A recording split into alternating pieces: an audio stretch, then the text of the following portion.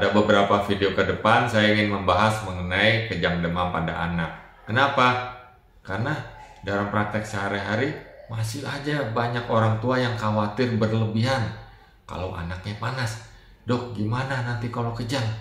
Nah, mudah-mudahan dengan beberapa video ini orang tua dapat lebih mengerti. Nah, kejang demam pada anak ini umumnya terjadi pada usia 6 bulan sampai 5 tahun. Berapa banyak sih kejadiannya? Nah, dari 100 anak yang panas, ada 2-4% yang bisa kejang. Jadi nggak banyak nih. Nah, kejang demam nih ada dua nih. Kejang demam sederhana dan kejang demam kompleks. Kejang demam sederhana gimana tuh? Nah, kejangnya itu nggak lama sih, nggak lebih dari 15 menit. Dan setelah kejang anak sadar.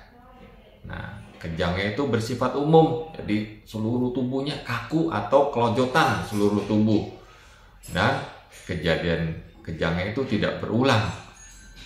Nah, kejang demam sederhana ini yang paling sering, 80% kejadiannya. Gimana kalau kejang demam kompleks? Nah, kejang demam kompleks itu kejangnya lebih dari 15 menit. Jadi lama. Dan kejang demam kompleks ini bisa berulang dalam 24 jam.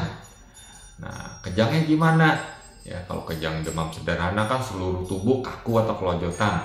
Tapi pada kejang demam kompleks, mulanya tuh hanya satu anggota tubuh atau di sebelah aja, misalnya tangannya, kakinya yang kejang-kejang, lalu bisa ke seluruh tubuh. Nah, pada kejang demam kompleks ini dokter harus memberi perhatian ekstra lagi, mencari tahu penyebabnya apa sih.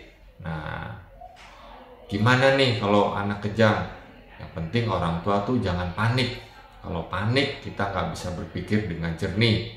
Nah, jadi kalau anaknya kejang dalam kondisi sedang di tempat tidur, kita miringkan aja ke kiri atau ke kanan. Kenapa? Kalau anak muntah, resiko tersedak tuh menjadi lebih kecil. Tapi kalau anaknya dalam pelukan orang tua, tetaplah kita peluk. Lalu kita bisa minta tolong bantuan anggota keluarga di dalam rumah untuk siap-siap ke dokter atau ke fasilitas kesehatan terdekat. Gimana kalau sendiri? Ya, kalau anaknya sedang tidur ya kita siap-siap.